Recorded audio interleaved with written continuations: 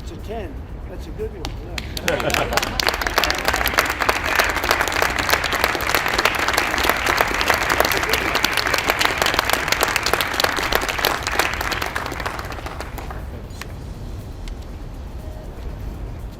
Imagine a world where $6.4 trillion disappears in 2 days. Yes, you heard right. It happened, and the culprit is not a catastrophe, not a natural disaster, but the decision of one man, Donald Trump. The world's greatest economy, the US economy, is in for a shock. A market that once seemed impenetrable has collapsed, and now millions of people around the world are wondering what happens next. Why is America, a country that epitomizes economic might, suddenly on the brink of disaster? Tariffs, there's been a lot of on and off, some inconsistency. There's no inconsistency. I'm not like a block that just, I won't delay. It's called flexibility. It's not called inconsistency. It's called flexibility. In the last 48 hours, we have witnessed an economic collapse that has affected not only large corporations, but ordinary American families as well. Millions of people who relied on their savings and retirement funds have seen their future literally disappear before their eyes. The simple question, would they be able to retire as they had planned? It has become an agonizing and painful reflection for millions. Including Harley-Davidson motorcycles and Kentucky bourbon. President Trump with the Irish Prime Minister visiting the White House today. The president suggesting his tariffs won't stop here, saying, of course, I'm going to respond. And tonight, right here, the new poll showing 56% of Americans disapprove of President Trump's handling of the economy. The number's even worse now on the president's tariffs. ABC's chief White House correspondent Mary Bruce leading us off.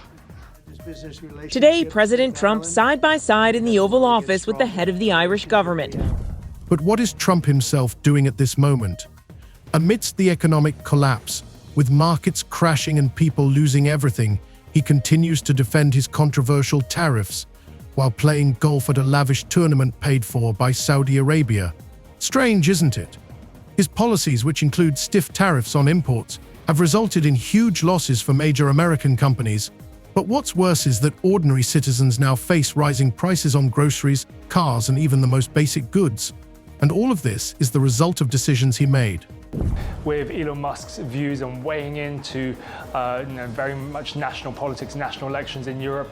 And then on top of that, when you see the backdrop of Tesla upgrading its product line and the impact of them trying to chase more sales at the back end of last year, that means it's short on inventory. It can't necessarily sell as many vehicles or doesn't have as many in stock to sell. So there is that issue there of a confluence of impacts, which means that sales have been falling. Again, the question is how much more that will impact into February as well, given that the back end of last year, in 2024, Tesla sales did slip overall. Now imagine what's happening on the streets of America. Protests, actions, hundreds of thousands of people going into cities to say, Trump is ruining the country. We're not just talking about the left wing. These are protests from all walks of life. Even those who once supported him are beginning to question his leadership.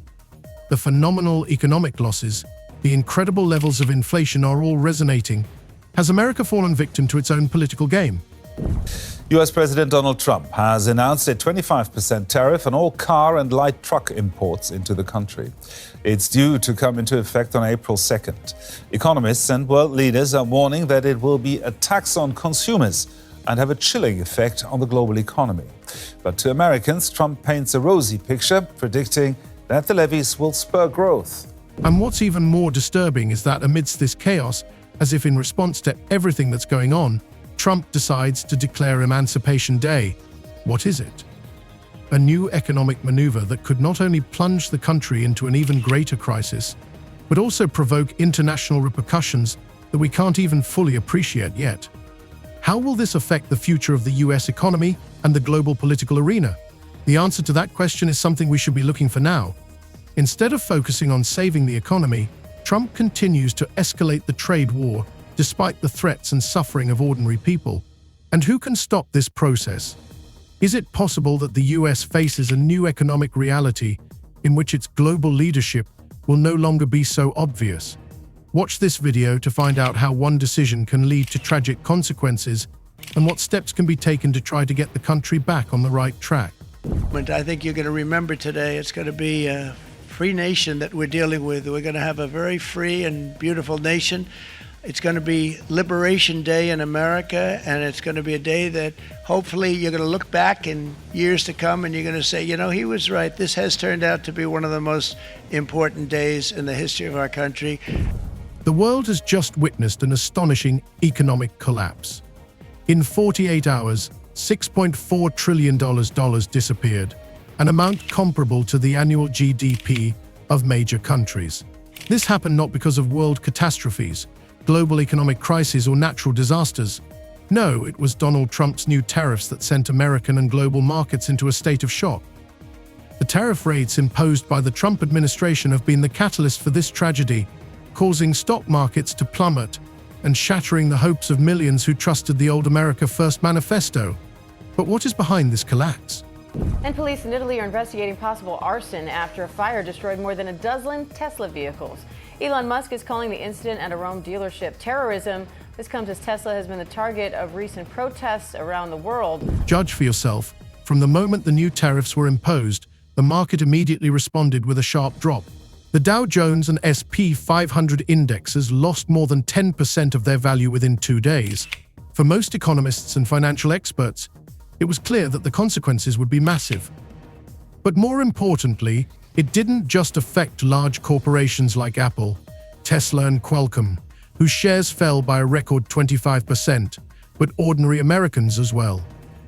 For example, more than 30% of American families who keep their retirement savings in stocks, or 401k, have felt the effects of the economic collapse. People whose retirement funds had long been the backbone of their financial security suddenly began losing their savings right before their eyes. Older Americans who were facing retirement in the coming years began to panic. Can I afford to retire now? That question was on the minds of tens of thousands of people. Hundreds of thousands of families couldn't help but feel the sharp rise in the prices of basic goods, adding to their financial woes. Ready? The higher the tariff, the more likely it is that the company will come into the United States and build a factory in the United States so it doesn't have to pay the tariff. That will take many, as you know, that will take many years. In fact, I'll tell you, you know, there's another theory is that the tariff, you make it so high, so horrible, so obnoxious that they'll come right away. When I do the 10%, 10% is really, first of all, 10% when you collect it is hundreds of billions of dollars. The numbers that you're talking, all reducing our deficit. But really, so there's two ways of looking at a tariff. You can do it as a money-making instrument, or you can do it as something to get the companies. Now, if you want the companies to come in. But how is Donald Trump responding to this? Instead of taking urgent steps to stabilize the economy, he continues to defend his tariff policies, even despite the fact that they have caused massive losses for American companies and the economy as a whole. Instead of working to solve the problem, Trump is off to yet another Saudi-backed golf tournament. This event has come to symbolize his unwillingness or inability to respond responsibly to his country's problems. Against the backdrop of the economic crisis, with huge sums disappearing from the market, with unemployment rising and commodity prices skyrocketing, Trump continues to make statements along the lines of everything will be fine. And while this is far from reality, he continues to hold the view that his tariffs are the right path for America. However, more and more economists, as well as big businessmen like Warren Buffett, have begun to openly question his decisions, claiming that these tariffs are only making the problem worse and not leading to the desired results. Buffett, despite his friendship with Trump, has repeatedly stated that these tariffs will not help the economy, but will only bring trouble to working families and honest businesses. His words are borne out not only by economic indicators, but also by the reality facing ordinary Americans. After weeks of whiplash, Trump threatening tariffs, imposing some, and walking back others, many Americans are feeling the uncertainty. In Swisher, Iowa, distillery owner Jeff Quint says it's paralyzing. The bourbon industry is going to be collateral damage in this tariff war. I don't really think there's any way around that. And he's not alone. Tonight, the majority of Americans, 61%, now say they disapprove of how the president is handling tariffs. 56% say they disapprove of his handling of the economy overall. But the president has dismissed those concerns tonight, saying he has the right to change course. As protest activity grows in the streets of the United States, many political figures are beginning to openly express their doubts about Trump's policies. Mass demonstrations are taking place in major cities such as New York and Washington, D.C. People who supported him just a few months ago are now taking to the streets with slogans like "Trump is destroying America." But the protests aren't just limited to cities. Even in Republican states like Texas and Florida, there is growing discontent. For example, one senator who had previously been a strong supporter of Trump candidly stated on the floor of Congress that such tariffs are hurting the country rather than bringing economic benefits. Even among elite investors and entrepreneurs, there is growing unrest. Some have even begun to seriously discuss the possibility that Trump could lead the country to economic collapse if he doesn't reconsider his decisions. Many are beginning to wonder what is really going on with the economy. Why can't the public administration provide a clear answer to this question? Trump claims that the tariffs will be good for America, that they will equalize economic disparities in international trade. But these claims don't seem to resonate with reality. More and more people, whose lives are tied to economic stability, are beginning to realize that their future financial plans are now in jeopardy. Even those who previously had no interest in politics are beginning to realize that decisions made at the highest levels affect them directly.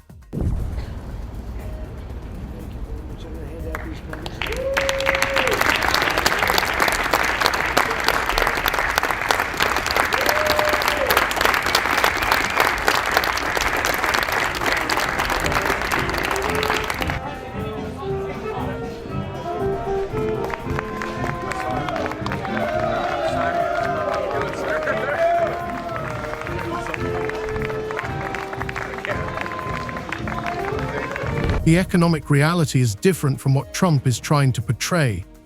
The problems with the economy are growing, and the answer to putting the country back on the path to prosperity has yet to be found. In the next paragraph, we will see how Trump's economic policies of trade wars and rising tariffs have caused massive discontent and protests across the country. Relations with other countries, such as Canada, are beginning to strain. What's next? Will Trump be able to change his policies, or will he continue to ignore the devastating effects on America and the world? Time will tell.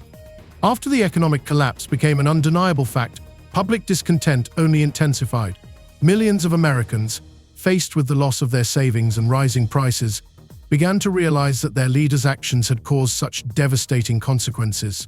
Protests that had previously seemed small and localized were now spreading across the continent. It was no longer just big cities like Washington, D.C., New York, and Los Angeles, but also small provincial towns that became the site of mass rallies demanding Trump's resignation. Banners appeared on the streets with the inscriptions, "Trump is ruining America and America can't take it anymore."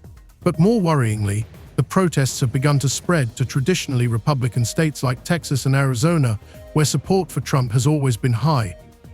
One rally in Houston, organized by a local activist group, drew more than 10,000 people, and even Republicans who once openly supported his policies were spotted among the protesters.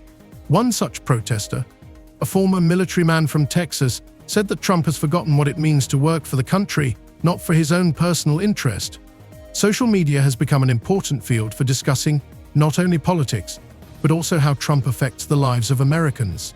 Stories about how people were losing their retirement savings, how paychecks were not keeping up with the rising prices of products and services began to proliferate on Facebook and Twitter. Many former Trump supporters began to reconsider their position. An economy that once seemed unstoppable was now leading the country down a blind alley.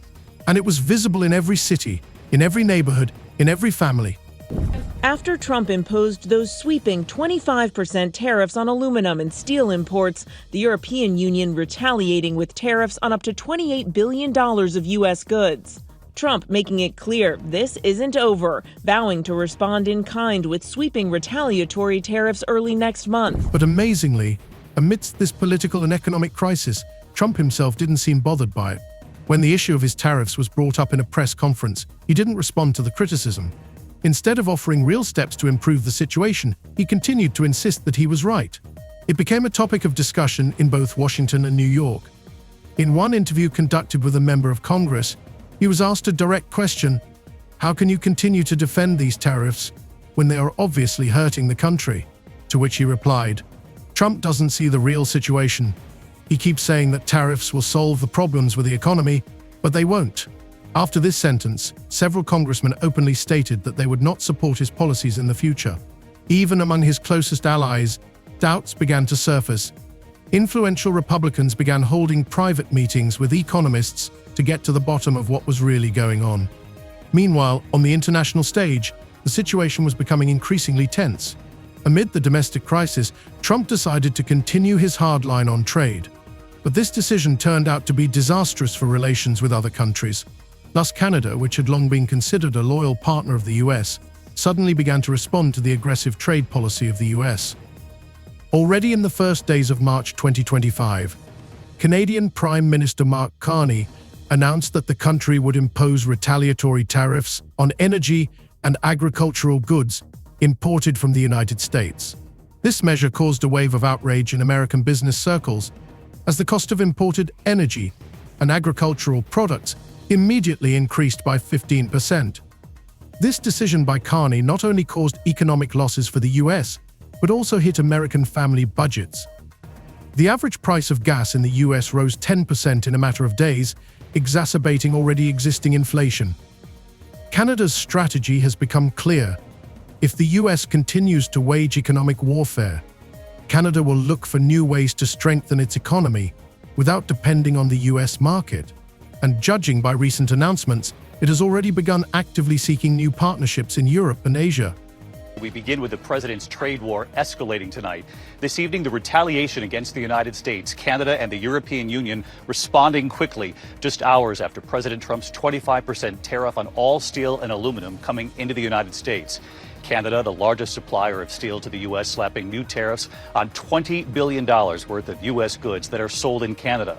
And the 27 countries of the European Union imposing retaliatory tariffs on up to $28 billion worth of U.S. goods sold in Europe. Canada has become the first step in a new global economic landscape where the US has begun to lose ground. Against the backdrop of the growing crisis and growing protests inside the country, the situation in the White House became more and more tense. At this point, according to high sources, Trump decided to announce a new economic plan, which he called Emancipation Day. This plan, according to his statements, was supposed to be a turning point in the history of the United States. However, in practice, it turned out to be just another attempt to divert attention from the real problems, because the details of the plan were never revealed, and the steps that Trump proposed turned out to be nothing more than declarations.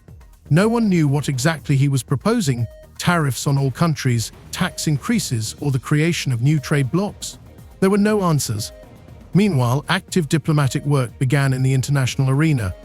Europe and Asia began to look at these developments with increased attention. In an interview, the president of the European Commission said that the EU would be ready to retaliate if the US continued its aggressive trade policy. The UK, France, and Germany are already discussing alternatives to strengthen trade positions with Canada, Japan, and China, which have become major partners in this new economic arrangement. All these developments have taken place against a backdrop of growing economic instability within America itself. Even countries like Japan, which had traditionally been a US ally, began to reassess their relationship with Washington, which was a real blow to Trump's position. The resulting political vacuum could not but affect American foreign policy.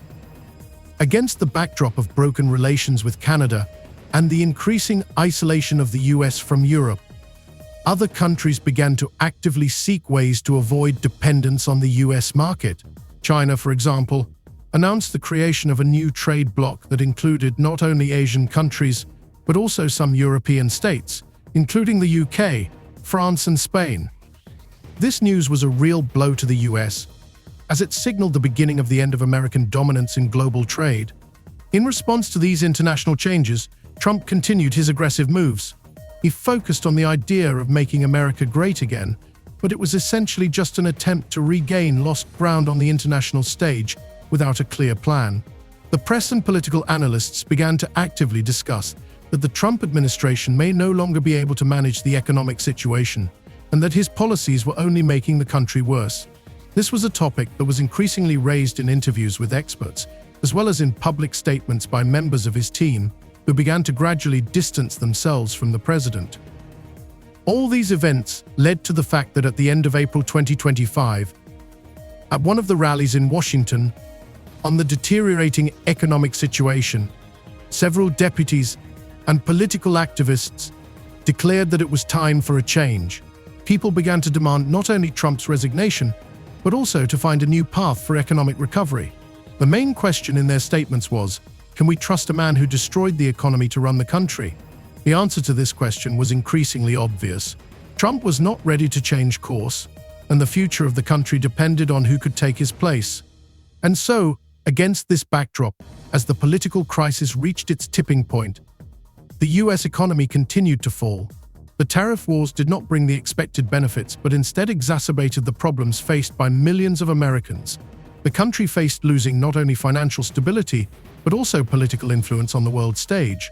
This was something that called into question the very concept of America First and demonstrated that the global economy was no longer dependent on a single superpower.